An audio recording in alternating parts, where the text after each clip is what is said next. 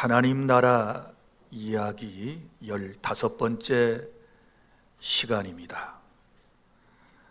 하나님 나라는 혼인잔치와 같습니다 라고 하는 말씀을 함께 나누도록 하겠습니다.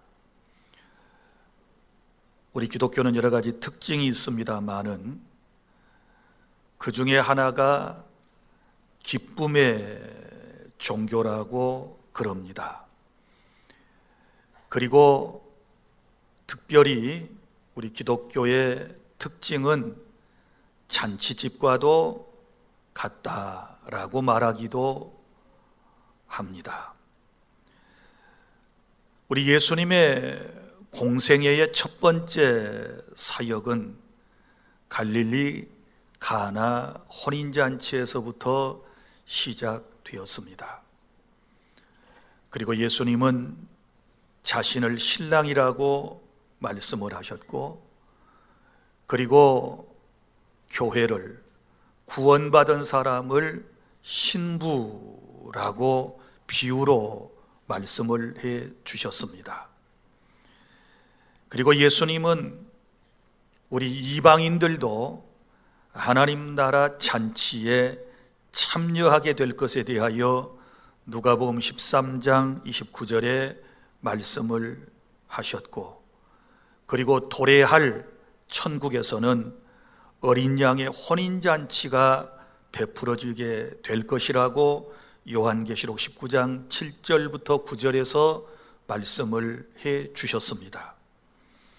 오늘 본문은 우리가 잘 알고 있는 혼인잔치의 비유입니다. 유대인의 혼인잔치는 주로 밤에 신랑의 집에서 베풀어졌습니다. 그리고 친척과 친구들이 참석하는 것입니다. 혼주는 혼인식 날짜가 정해지면 초청을 하게 되는 것이고, 만약에 혼주의 초청을 받았음에도 불구하고 거절한다면 그것은 주인에 대한 모욕으로 여겨졌습니다. 그리고 모든 손님은 주인이 준비한 예복을 반드시 입고 그 혼인잔치에 참여하는 것이 당시의 풍습이었습니다. 우리 예수님은 당시 이런 유대인들의 혼인 풍습을 잘 알고 계셨으며, 또한 그들이 이해하기 쉽도록 혼인잔치의 비유를 통하여 천국은 이렇게 시작하며 우리에게 오늘 비유의 말씀을 들려주셨습니다. 오늘 주님이 들려주신 천국에 대한 비유를 제가 다시 한번 쉽게 여러분들에게 설명을 해드리면 이런 내용입니다. 천국은 자기 아들을 위해 혼인잔치를 베푼 어떤 임금과도 같습니다. 임금이 그 종들을 보내 초청한 사람들을 혼인잔치에 오라고 하였으나 그들은 거절했습니다. 그래서 다시 다른 종들을 보내며 내가 잔치를 준비했습니다. 소와 살진 짐승을 잡고 모든 것을 다 갖추었으니 혼인잔치에 오십시오라고 전하라고 했습니다. 그러나 그들 중 한 사람은 자기 밭으로, 또 한 사람은 자기 사업을 하러 갔다고 했습니다. 그리고 나머지 남은 자들은 그 종들을 잡아 모욕하고 심지어 죽이기까지 했습니다. 이에 임금이 진노하여 군대를 보냈고 그 살인한 자들을 진멸하고 그 마을을 불살라버렸다는 것입니다. 그리고 종들에게 혼인잔치가 준비되었으나 초청한 사람들은 합당치 않으니 내거리 길에 나가 만나는 사람마다 혼인잔치에 초청해서 데려오도록 시켰습니다. 이에 종들이 길에 나가 악한 자든 선한 자든 만나는 대로 모두 데려오니 혼인잔치에 손님이 가득했습니다. 임금이 손님들을 보기 위해 잔치자리로 들어와서 그곳에 혼인 예복을 입지 않은 한 사람을 보고 말했습니다. 친구여, 왜 예복을 입지 않고 여기 들어왔느냐? 물었지만 그는 아무 말도 할 수 없었습니다. 이에 임금이 신하들에게 명령했습니다. 저 사람의 손발을 묶어 바깥 어두운 데 던져버려라. 그곳에서 슬피 울며 이를 갈게 될 것이다 라고 말씀을 하시면서 청함을 받은 자는 많되 택함을 입은 자는 적으니라 라고 하는 이 비유의 말씀을 예수님께서 친히 들려주신 것입니다. 자, 오늘 이 말씀을 통해서 우리는 몇 가지 중요한 주의 음성을 듣기를 원하는데, 첫째로 하나님 나라는 하나님의 아들 예수 그리스도의 혼인잔치와도 같다라고 하는 것을 1절부터 2절을 통하여 알 수 있습니다. 자, 여러분 다시 묻습니다. 누구의 잔치입니까? 보통 평범한 사람들의 잔치가 아니고 임금의 아들의 혼인잔치이다 라고 분명하게 말씀을 하고 있습니다. 여러분, 임금이 자기 아들을 위하여 베푼 혼인잔치이니 이 잔치가 얼마나 소중한 잔치였으며 얼마나 준비가 철저히 되어졌던 잔치였겠습니까? 자, 우리는 특별히 오늘 이 혼인잔치의 비유를 이해하기 위해서는 마태복음 21장 23절부터 나오는 말씀에 먼저 귀를 기울여야 합니다. 늘 말씀드리지만 우리가 성경의 어떤 한 본문을 이해하기 위해서는 앞뒤 좌우 문맥을 살펴야 한다라고 하는 것을 늘 여러분에게 강조를 드린 바가 있습니다. 거기에 보면 자, 유대 지도자들이 예수님의 권위가 어디서부터 나오는가에 대하여 묻는 장면이 나옵니다. 그때에 예수님께서 세 가지 비유의 말씀을 주셨습니다. 정리해서 말씀을 드리면 먼저 마태복음 21장 28절부터 32절까지 말씀은 두 아들의 비유입니다. 자, 무슨 얘기인가 하면 아버지가 두 아들을 포도원에 보냅니다. 일을 가서 하라고 보내는 것이지요. 그때에 맏아들은 예, 가겠습니다 아버지 그래 놓고는 가지 않았습니다. 둘째 아들은 안 가요, 가지 않겠어요 라고 대답했지만 나중에 깨닫고 뉘우친 이후에 그는 포도원에 가서 일을 했다라고 하는 이야기가 첫 번째 비유의 말씀입니다. 그 다음에 두 번째는 마태복음 21장 33절부터 46절에 나오는 이 비유는 포도원 농부의 비유라고 하는 비유인데, 자, 무슨 얘기인가 하면 여기 악한 농부들에 대한 이야기가 나옵니다. 자, 한 포도원에 주인이 있었습니다. 포도원이 꽤 컸습니다. 그래서 소작농들에게 이 포도원을 맡겨서 농사를 하게 했던 것입니다. 이제 열매를 거둘 때가 가까웠을 때 그 열매를 받으려고 자기 종들을 농부들에게 보냈다는 것입니다. 그런데 농부들이 그 종들을 잡아 하나는 심히 때리고 하나는 죽이고 하나는 돌로 쳤다고 했습니다. 그래서 주인은 다시 다른 종들을 처음보다 더 많이 보냈는데 여전히 이 악한 소작농들이 이제 두 번째 보낸 종들도 때리고 더러는 돌로 치고 하는 이런 일이 벌어졌습니다. 자, 이제 이 이야기를 들은 주인은 이렇게 생각했습니다. 그래, 이제는 내 아들을 보내야 되겠구나. 내 아들을 보내면 이 사람들이 내 아들이기 때문에 존대하고 함부로 하지 못할 것이다 라고 하는 기대를 가지고 아들을 보냈다는 것입니다. 그런데 아들이 그곳에 도착했을 때에 농부들이 그 아들을 보고 말합니다.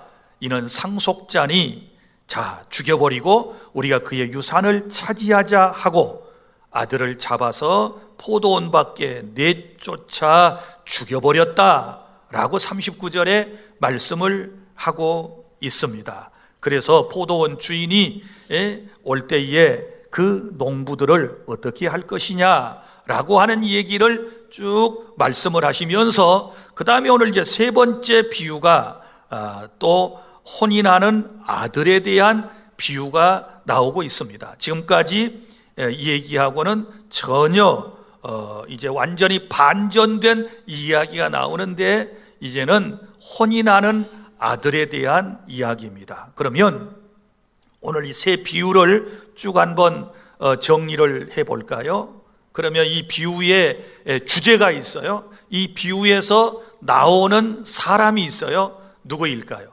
아들들입니다. 아들들. 자, 첫 번째 비유는 뉘우치고 일하러 가는 둘째 아들. 그 다음에 두 번째 비유는 보냄을 받아 죽은 아들. 그 다음에 세 번째 오늘 나오는 이 비유는 혼인하는 아들에 대한 이야기로 지금 되어 있는 것을 볼 수 있습니다. 그러면 무슨 얘기인가 하면 예수님께서 하나님 나라, 그 천국을 혼인잔치로 비유를 하면서 하나님의 나라는 아들 예수님을 통해 완성될 것에 대하여 우리에게 지금 말씀하고 있다라고 하는 사실을 여러분이 기억하시기를 바랍니다. 다시 설명을 드리면 오늘 본문의 1절부터 2절에 나오는 여기 임금은 하나님을 말씀하는 것이고 그 다음에 아들은 바로 예수 그리스도를 말씀하고 그 다음에 혼인잔치는 곧 천국 하나님의 나라를 의미하고 있다라고 하는 사실을 기억하시면서 오늘 말씀을 경청해 주시기를 바랍니다. 그래서 누구의 잔치냐라고 할 때 바로 임금의 아들의 혼인잔치였다. 그런데 두 번째, 이 혼인잔치는 모든 것이 다 준비된 잔치였다라고 하는 것을 4절에서 밝히고 있습니다. 이제 모든 것을 다 갖추었으니 하며 초청된 사람들을 부르는 모습을 볼 수 있거든요. 그렇습니다. 하나님의 나라는 모든 것이 다 준비된 천국 잔치와도 같은 나라라고 하는 사실을 여러분이 믿으시기를 바랍니다. 자, 여러분, 잔치 그러면 예나 지금이나 반드시 있어야 할 것이 뭡니까? 떡이지요. 떡. 옛날에는 떡, 음식을 주로 잔치에 가면 내놓는 것을 볼 수 있습니다. 그런데 이 하나님 나라 잔치, 아들의 혼인 잔치에 떡이 나옵니다. 요한복음 6장 47절부터 58절에 보면 예수님께서 나는 하늘에서 내려온 생명의 떡이니 나를 먹는 자는 영원히 살 것이다. 할렐루야. 그러니까 우리 주님은 하늘에서 내려온 생명의 떡, 떡을 먹는 자, 먹는다는 말은 믿는다는 말이거든요. 바로 생명의 떡이신 예수님을 먹듯이 믿으면 영원한 생명을 얻게 될 것이다. 그래서 영원한 생명이 준비된 생명의 떡이신 예수님이 계신 바로 나라가 주님의 나라 혼인잔치라고 하는 사실을 믿으시기를 바랍니다. 그리고 또 요한복음 4장 14절에 보면 영원한 생수가 준비되어 있습니다. 내가 주는 물을 마시는 자는 영원히 목마르지 아니하리라.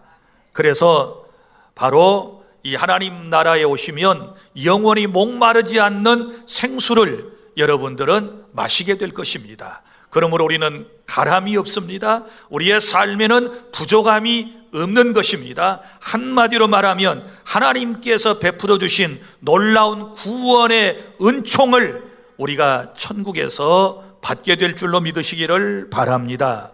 어디 그뿐이겠습니까? 이 혼인잔치 하나님 나라에는 여러분 평안이 있습니다.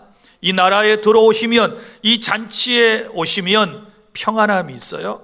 그리고 또 마음에 기쁨이 넘치게 될 것입니다. 그리고 모든 것이 다 갖추어졌으니 만족함이 있을 겁니다. 그래서 그 삶이 행복해질 수 있다라고 하는 것을 우리에게 지금 말씀하고 있는 것입니다. 그러니까 영적인 것도 육적인 것도 다 충족되는 전인적 구원의 은총을 입게 될 것이다. 뿐만 아니라 이 땅에서도 하나님의 놀라운 복을 받고 영원한 도래하게 될 하나님의 나라에서도 우리는 영원한 기쁨을 누리며 살게 될 것이다 라고 하는 말씀인 줄로 믿으시기를 바랍니다. 사랑하는 여러분, 이제 하나님 나라 안에 들어오시면요, 우리 복음 시대에는 치유의 강력한 역사가 있어요. 하나님 나라를 선포하시면서 예수님께서는 각종 병든 사람을 치유하여 주셨거든요. 주의 나라에 들어오면 이런 역사를 여러분이 경험하셔야 될 줄로 믿으시기를 바랍니다. 우리 하나님은 여러분이 건강하게 살아가기를 원하시는 줄로 믿습니다. 그리고 우리의 의식주에 관련된 모든 문제도 하나님 나라 안에서는 해결해 주실 줄로 믿으시기를 바랍니다. 너희가 먼저 그의 나라와 그의 의를 구하라. 그리하면 이 모든 것을 너희에게 더하시리라고 말씀하신 그 더한다는 말씀 속에, 이 모든 것 속에는 의식주가 다 포함되어 있다는 사실을 여러분이 믿으시기를 바랍니다. 바로 이런 완벽하게 준비된 나라를 주께서 예비하시고 마태복음 11장 18절 우리를 부르시는 겁니다. 수고하고 무거운 짐진 자들아 다 내게로 오라. 내가 너희를 쉬게 하리라. 그래서 하나님의 나라는 기쁨과 함께 쉼을 얻는 나라인 것이고, 또 요한복음 10장 10절에 내가 온 것은 양으로 생명을 얻게 하고 더 풍성히 얻게 하려 하심이니라. 할렐루야. 우리에게 구원의 은총뿐만 아니라 더 풍성한 삶을 하나님께서 약속해 주셨다는 사실을 믿으시기를 바랍니다. 그래서 천국은 바로 기쁨의 나라, 행복의 나라, 감사가 넘치는 곳이 바로 하나님 나라인 줄로 믿으시기를 바랍니다. 하나님의 나라는 먹고 즐기는 것이 아니고 의와 평강, 희락의 나라인 줄로 믿으시기를 바랍니다. 이런 나라 속에 들어오신 여러분들은 복받은 사람인 줄로 믿고, 오늘 우리가 천국의 기쁨을 소유한 자로서 하나님을 예배하고 하나님을 섬기며 그런 마음을 가지고 이 세상을 살아가실 수 있기를 바랍니다. 둘째로, 하나님 나라 이 귀한 잔치에 하나님께서는 우리를 초청해 주셨습니다. 우리를 불러주신 것입니다. 자, 완벽하게 준비된 바로 혼인잔치에 사람들을 부르시는 모습을 우리가 볼 수 있지 않습니까? 자, 첫 번째는 보면 3절에 첫 번째 종들이 첫 번째로 부름을 받은 사람에게 찾아가서 그들에게 잔치가 준비되었다, 오십시오 라고 하는 것을 볼 수 있습니다. 자, 그리고 그들에 대한 반응이 나옵니다. 그들의 반응은 오늘 성경에 보면 뭐라고 그랬습니까? 오기를 싫어하였다. 한마디로 말하면 거절하였다 라고 말씀을 하고 있습니다. 자, 그러면 3절에 나오는 그 첫 번째 종들은 누구일까요? 이 첫 번째 종들은 바로 구약시대의 선지자들, 하나님의 말씀, 하나님의 나라를 선포했던 선지자들을 의미하는 것이고, 그리고 첫 번째 오기로 약속되었던 이 부름받은 사람들은 누구일까요? 유대인들을 말하는 것이지요. 유대인들은 선민으로서 하나님 앞에 일찍부터 부름을 받도록 되어 있었던 것이지요. 그런데 안타깝게도 이 유대인들은 예수를, 하나님의 복음을, 하나님의 말씀을 이 사람들은 거절하고 말았다라고 하는 것입니다. 그래서 두 번째 4절에 보면 두 번째 종들을 보내어 두 번째 사람들을 부르는 장면이 나옵니다. 그리고 또 그들의 반응이 나오지 않습니까? 자, 그럼 여기 두 번째 종들, 다시 다른 종들을 4절이 이랬잖아요. 그러면 다시 다른 종들은 누구를 말할까요? 이것은 바로 신약시대에 예수 그리스도 자신을 의미하는 것이고, 예수님의 12제자 사도들을 말하는 것이고, 그리고 전도대들을 말하고 있는 것입니다. 그들을 보내서 이제 혼인잔치가 다 준비되었으니 오십시오 라고 했습니다.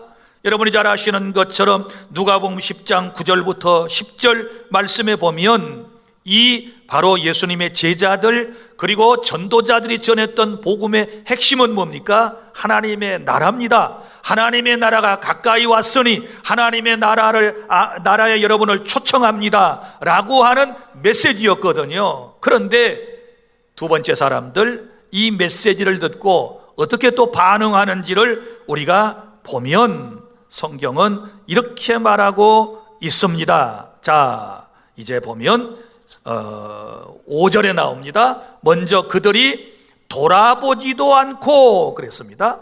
돌아보지도 않고 불렀단 말이에요. 어디로? 잔치집으로. 그런데 돌아보지도 않았다. 이것은 무엇을 의미할까요? 사람을 무시하는 거지요. 무시하지요. 누군가가 부르면 돌아봐야 되지요. 그리고 돌아보지 않았다는 것은 무례함이지요.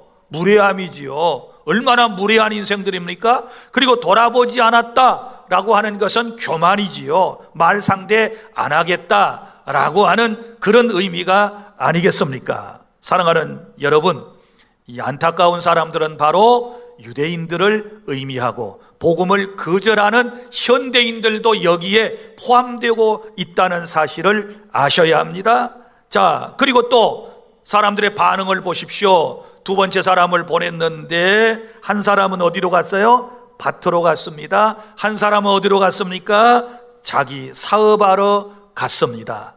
이것은 무엇을 의미할까요? 자, 미래적 하나님의 나라 천국에 대해서는 관심이 없고 현재에서 잘 먹고 잘 살기만을 꿈꾸는 인생들의 모습을 우리에게 지금 말하고 있는 것입니다. 메시아를 기다리지만 유대인들은 정치적인 메시아를 기다렸습니다. 자신들의 어떤 현재적 삶의 문제를 해결해 줄 그러한 메시아만을 기대했었기 때문에 주님이 와서 또 제자들을 통하여 하나님 나라 복음을 전했지만 거기에 귀 기울이지 않고 다 자기들의 갈 곳으로 가버렸다. 그 다음에 세 번째 아주 기가 막힌 사람들이 또 나옵니다. 그 남은 자들은 혼인잔치 소식을 전하러 온 임금이 보낸 종들을 잡아가지고 어떻게 했나요? 모욕을 주었습니다. 그리고 죽여버렸어요. 이 얼마나 못돼 먹은 인간들입니까? 이 얼마나 막된 인간들입니까? 자, 이제 이 소식이 임금에게 전해졌습니다. 보냈던 종들이 모욕을 받고 다 죽어버렸다. 그래서 이 소식을 들은 임금의 반응이 여기 나옵니다. 얼마나 화가 났겠습니까? 그래서 7절에 보면 어떻게 했습니까? 임금은 분노해서 군대를 보냅니다. 그리고 그 살인자들을 다 죽여버리고 그리고 그 동네를 불살라버렸다라고 말씀을 하고 있습니다. 사랑하는 여러분, 이것은 바로 복음을 거절하는 사람에게 닥칠 진노를 의미하고 있는 것입니다. 하나님께서는 우리를 사랑하셔서 여러 차례 이제 우리를 계속해서 부르시지만 이런저런 핑계를 대고 하나님의 복음을 거절하게 되면, 초청을 거절하게 되면 반드시 그 결과는 비극적으로 비참하게 끝나게 될 것에 대한 말씀입니다. 여러분, 복음을 거절한 유대인들은 주 70년 로마의 티투스 군대에 의해서 함락당하고 예루살렘 성은 무너지고 수많은 유대인들이 모두 다 죽어가는 그런 비극적인 역사를 그들은 맞게 되었던 것입니다. 사랑하는 주 안의 성도 여러분, 임금이신 하나님은 아들 예수 그리스도의 혼인잔치를 배설하시고 하나님 나라 잔치에 저와 여러분을 초청하여 불러주셨다라고 하는 사실을 믿으시기를 바랍니다. 그런데 구약의 유대인들은 선지자들을 죽였고, 신약 시대에도 유대인들은 사도들을 방해하고 복음 전하는 사람에게 박해를 가하고 죽였습니다. 그래서 그들은 하나님의 심판을 역사에서 받은 것이고, 또 최후의 심판을 그들은 지금도 기다리게 됐다는 사실을 여러분이 기억하시기를 바랍니다. 여러분, 누가복음 14장 15절부터 24절에 보면 이와 비슷한 얘기가 또 나옵니다. 그 얘기를 잠깐 소개를 해드리도록 하겠습니다. 거기도 보면 어떤 사람이 큰 잔치를 베풀고 많은 사람을 초청했는데, 초청에 오기로 했던 사람들이 오지 않자 종들을 보내어 모든 것이 다 준비되었으니 오시오 라고 말했더니, 거기도 보면 다 일치하게 사양하여, 이런 표현이 나오는데요, 이제 사양을 하면서 오지 않아요. 여기 적어도 세 부류의 사람이 나오는데, 첫 번째 사람, 나는 밭을 샀음에 가보아야 하겠으니 양해를 부탁합니다. 그리고는 자기 산 밭으로 가버렸어요. 혼인잔치에 오기로 예정된 사람인데 사놓은 밭을 보려고 가버렸어요. 그 다음에 두 번째 사람은 이렇게 말합니다. 나는 소 5겨리를 샀는데 시험하러 가야 하니 양해를 바랍니다. 그리고 이 사람도 잔치집에 안 오고 소 시험하려고 소가 있는 곳으로 가버렸습니다. 그리고 세 번째 사람, 나는 장가를 들었으니 못 가겠소. 나 아내한테 가야 되겠소. 내 집으로 가야 되겠소. 그리고 이 사람도 결국은 잔치집에 오지 않았다는 것입니다. 그래서 이제 잔치집 주인은 잔치는 열어놓았는데 사람들이 오지 않게 되니까 종들에게 말했습니다. 여봐라, 빨리 저 길과 산울로 가서 사람을 강권하여 데려다가 내 집을 채우라, 이렇게 말했고, 그래서 종들은 이제 길로 산으로 들로 가서 사람을 구분하지 않고 다 채우고 잔치를 벌였다라고 하는 이 얘기입니다. 여기 오기로 작정했다가 오지 않는 사람들은 또 유대인들을 의미하는 것이고, 그 다음에 나중에 부름을 받은 사람들은 이방 신자들을 의미하고 있는데, 우리는 바로 그 두 번째 부류의 사람들에게 속한다는 사실을 여러분 믿으시기를 바랍니다. 그런데요, 현대인들도 여러 가지 핑계를 대면서 주님의 초청을 거절하고 있습니다. 하나님 나라의 초청을 거부하고 있습니다. 교회에 나오기를 사람들이 거절하고 있습니다. 자, 현대인들의 핑계 몇 가지를 소개하면, 먼저는 교회 나오세요, 예수 믿읍시다, 그러면 잘 몰라서 못 오겠대요. 잘 몰라서. 자, 이해가 됩니다. 어떻게 처음부터 교회에 오면 예수를 알고 찬송을 알고 예배하는 것을 알고 여러분 다 자연스럽게 할 수 있겠어요? 처음에는 다 모르지요. 누가 다 배워서 세상에 나옵니까? 그렇지 않습니다. 살면서 배우는 것 아니겠습니까? 그러니까 여러분, 신앙이라고 하는 것도요, 우리가 교회에 나와서 배우면 예수가 누군 줄 알고, 그리고 구원의 길도 알고, 그리고 하나님 백성으로 어떻게 살아야 하며 어떻게 하면 복을 받는가도 우리가 나중에 점점 다 깨닫고 알게 될 줄로 믿으시기를 바랍니다. 여러분, 사람이 모든 것을 다 알고 살아가는 것 아니잖아요. 생각해 보세요. 여러분이 아침에 식사를 하셨을 터인데, 여러분이 식사를 할 때마다 우리 중에 그런 사람이 얼마나 되겠습니까만은 거의 다 그 영양분, 영양소 잘 모르고 먹습니다. 그냥 생존을 위하여 먹어야 산다, 먹어야 산다. 그리고 아침에 맛있게 식사를 하고 다 지금 오셨으리라고 생각을 해요. 그거 다 따지고 칼로리 양 계산해 가지고 영양소를 다 따져 가지고 먹는 사람이 얼마나 있을까요? 모르지만 먹어요. 먹어서 살았어요. 나 어릴 때부터 밥을 쭉 먹고 우리 어머니 젖댄 다음에 밥 먹고 살았는데, 그러다 영양소 난 계산해 본 적도 없고 알아본 적도 없고요, 그냥 배고프니까 먹었어요. 그랬더니 살았어요. 신앙도 마찬가지예요. 그냥 예수 믿으면 살아요.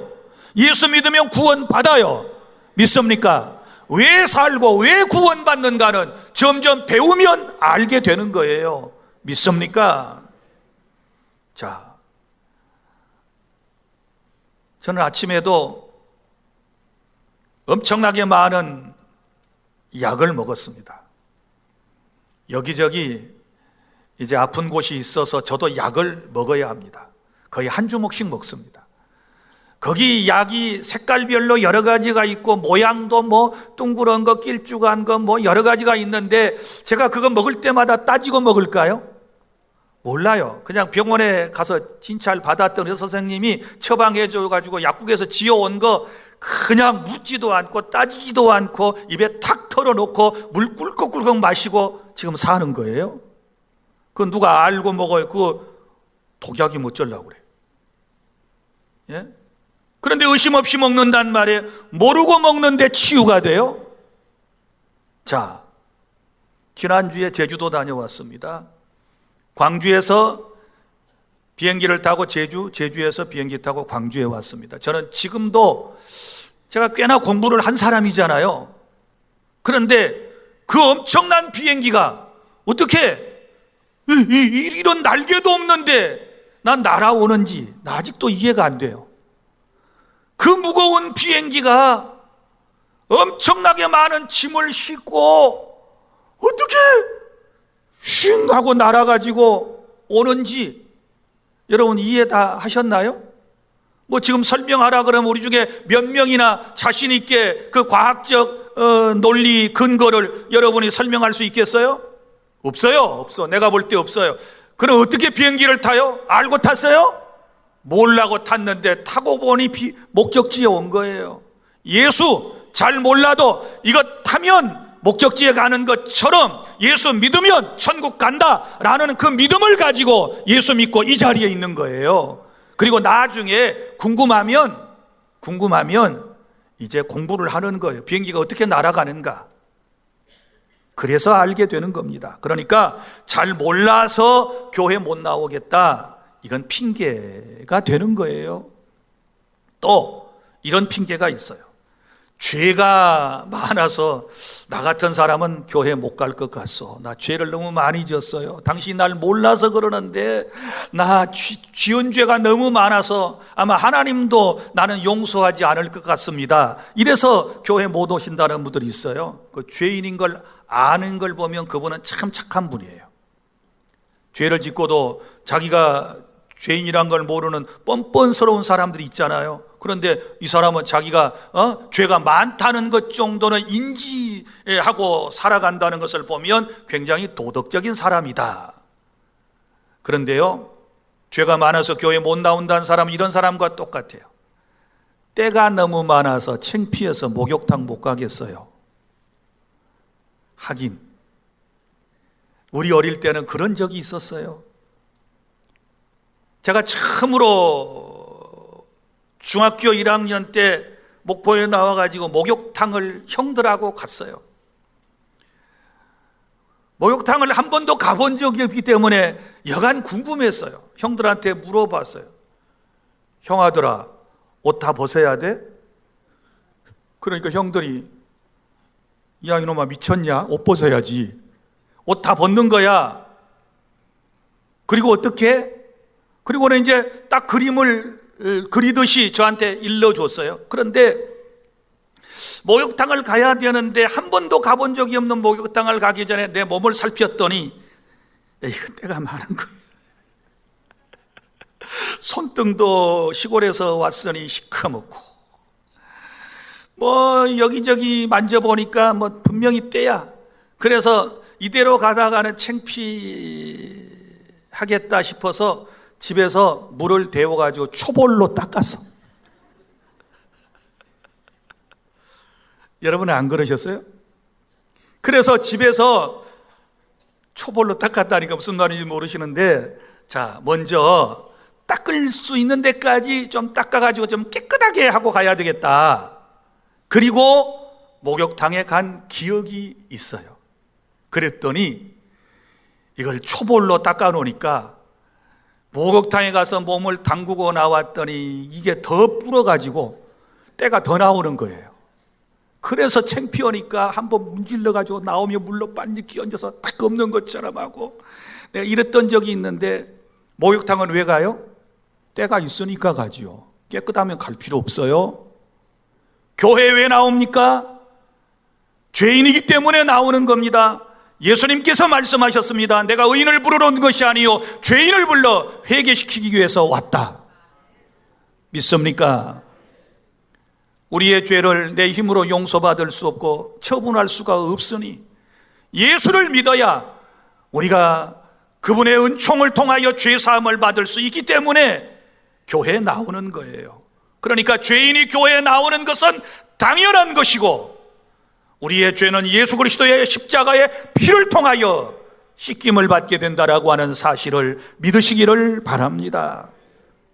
그리고 또 어떤 분은 왜 교회를 안 나오느냐, 왜 복음을 받아들이지 않느냐 물었더니 교인 중에 너무 나쁜 놈이 많아가지고, 아주 못된 인간들이 많아가지고 안 믿는 사람보다 더 비양심적이고 아주 나쁜 인간들이 보니까 자기가 나가고 싶었던 교회에 있어서 안 나온다. 그럴 수 있어요. 우리 크리스천이 바로 살아야지요. 우리가 먼저 올바로 살았더라면 이런 일이 없는 거지요. 그런데 우리가 인간이기 때문에 어쩔 수 없어요. 그런데 보세요. 처음에 말씀드렸죠. 교회는 죄인들이 오는 곳이라고. 믿습니까? 죄인이 와서 의인이 되는 곳이에요.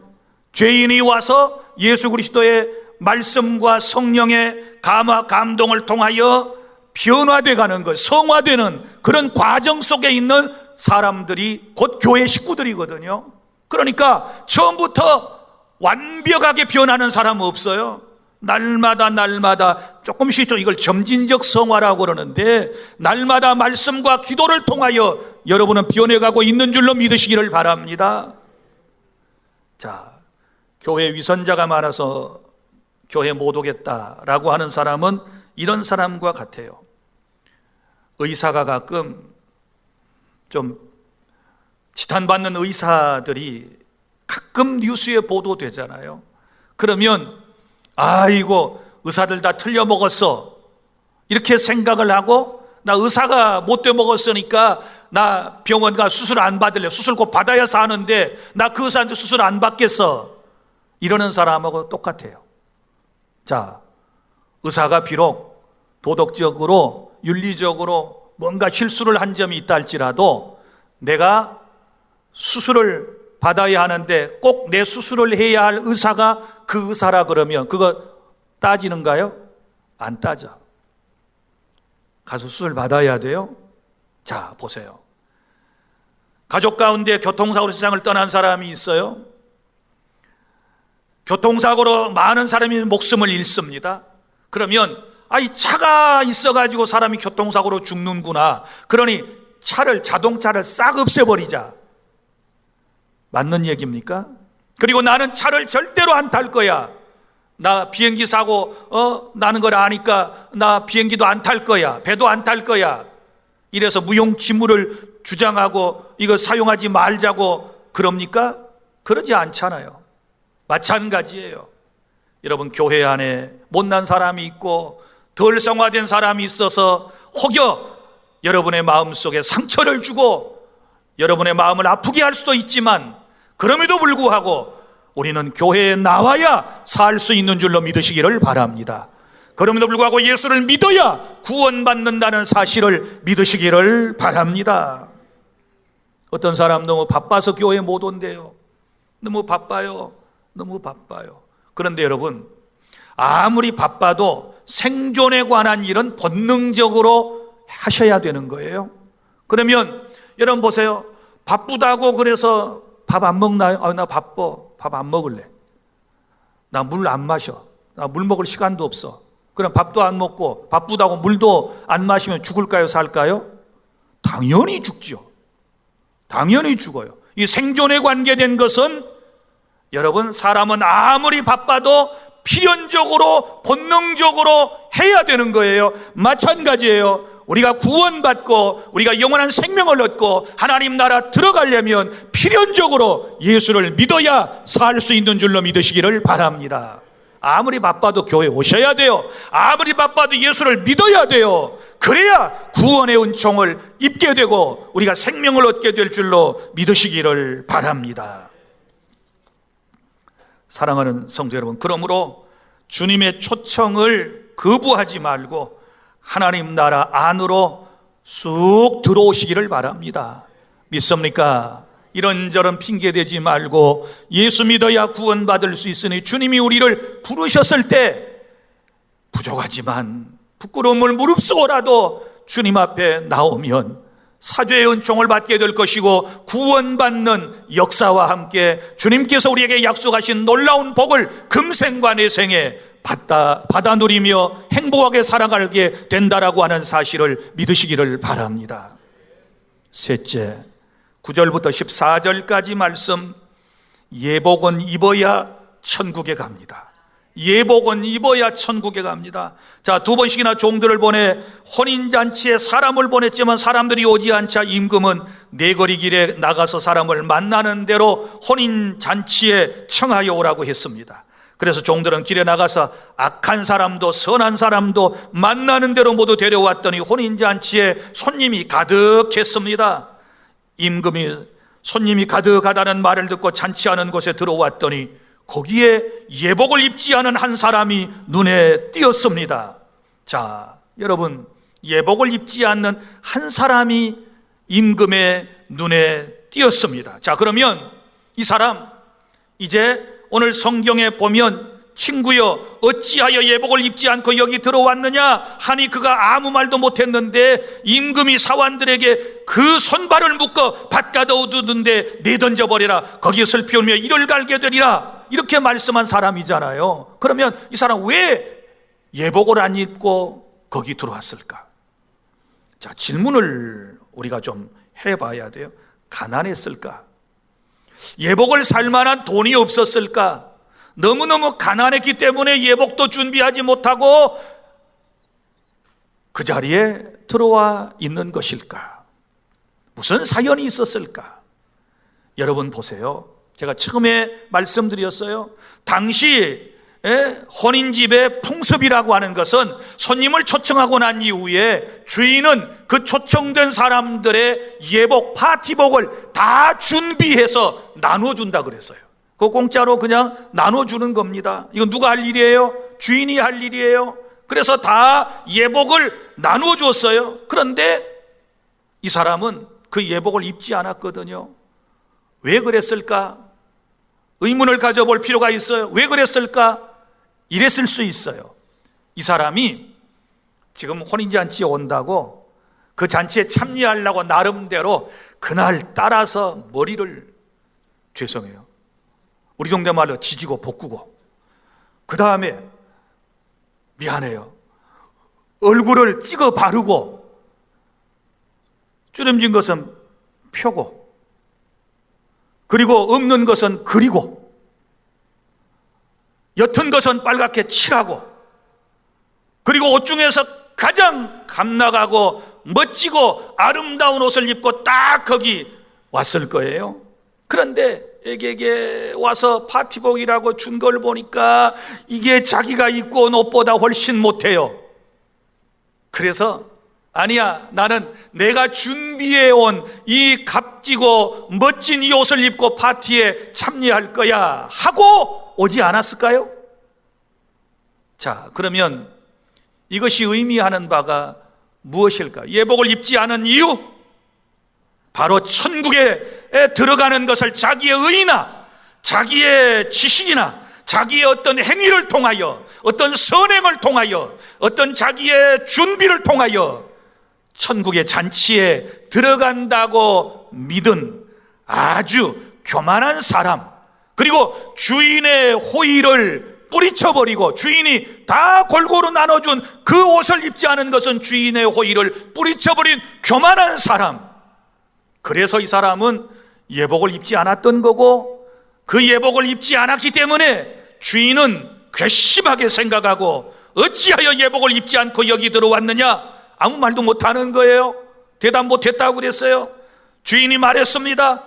저 녀석의 손발을 묶어 바깥 어두운데 내던져버리라. 거기서 슬피 울며 이를 갈게 될 것이다. 얼마나 화가 났으면 그러겠어요. 이건 주인을 무시한 행위거든요. 사랑하는 여러분, 구원은 우리가 하나님의 은총으로 받습니다. 행위로 받는 것 아닙니다. 자기 잘나고 똑똑해서 받는 것 아닙니다. 바로 지금 이걸 우리에게 말씀하고 있는 것 아닐까요? 이 예복의 의미가 무엇이라고 생각하십니까? 사랑하는 성도 여러분, 이 예복에는 두 가지 의미가 있는데 첫 번째는 이거예요. 바로 예수님의 보혈의 은총으로 죄 씻음을 받고 구원받은 믿음이에요. 믿음. 믿습니까? 자, 보세요. 예복을 입으려면 어떻게 해야 돼요? 자기가 입고 왔던 옷을 벗어야지요. 아무리 멋진 옷을 입고 왔어도 뭐 해야 돼요? 벗어야지요. 벗고 난 다음에 예복을 입어야 되는 것이지요. 성경은 우리에게 이렇게 말합니다. 로마서 13장 14절 오직 주 예수 그리스도로 옷 입고 정욕을 위하여 육신의 일을 도모하지 말라. 이 옷은 예수 그리스도의 의에 오신 줄로 믿으시기를 바랍니다.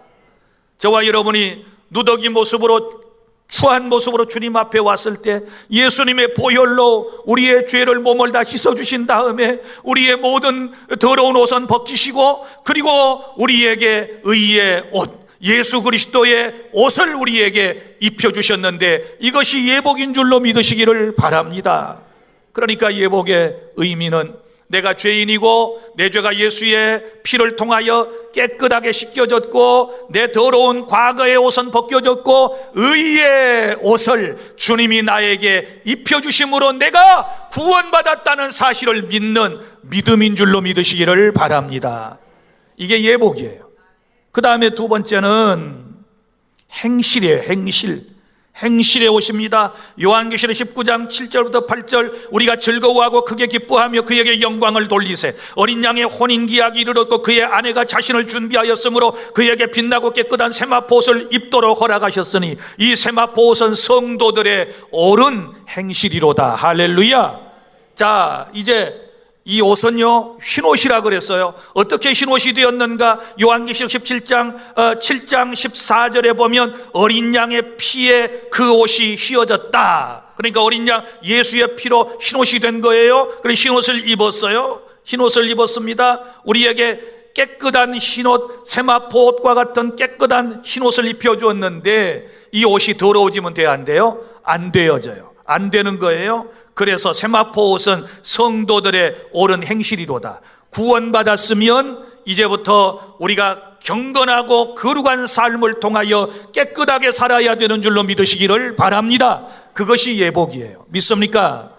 예복을 입었지만 예복이 너무 더러워져 있으면 자격 없는 거예요. 깨달을 수 있기를 바랍니다. 또 그럴 수도 없어요. 진정으로 주님의 의의 옷 예복을 믿음으로 입은 사람들은 항상 자기 옷을 예수 그리스도의 피로 깨끗하게 빨아서 언제나 흰옷의 상태를 유지하게 된다라고 하는 사실을 믿으시기를 바랍니다. 살다 보면 흰옷에 더러운 게 묻을 수 있어요. 그때마다 회개를 통하여 예수의 피로 우리의 옷을 깨끗하게 해야 될 줄로 믿으시기를 바랍니다. 그 사람이 천국잔치에 참여할 수 있는 줄 믿으시기를 바랍니다. 그리고 오늘 청함을 받은 자는 많되 택함을 입은 자는 적으니라고 하는 이 말씀 속에서는 지상의 교회에서도 구원받지 못할 사람이 있다는 것을 우리에게 암시하고 있다는 것을 아셔야 합니다. 말씀을 맺습니다. 하나님의 나라는 모든 것이 준비된 잔치집과 같습니다. 하나님은 복음을 통하여 우리를 부르십니다. 유대인들은 먼저 초청을 받았지만 주님의 부르심을 거절하여 버림을 받았고 오늘 우리는 하나님의 크신 사랑으로 자격이 없었지만 부르심을 받았습니다. 그러나 한 가지 예복은 입으셔야 하는 것입니다. 이 예복이 무엇입니까? 예수 그리스도의 보혈로 죄 씻음을 받고 죄 사함을 받는 의에 오시고 그러니까 나는 죄인이고 예수님을 믿음으로 나의 죄는 씻어졌으며 내가 구원받았다라고 하는 그 믿음을 의미하는 것입니다. 그리고 그리스도인이 된 이후에 성결된 삶을 말하는 것입니다. 이 예복을 입은 사람이 하나님 나라 잔치에 참여하여 늘 기뻐하며 행복하게 살아갈 수 있고 영원한 천국이 준비되어 있음을 믿으시기를 바랍니다. 기도하겠습니다.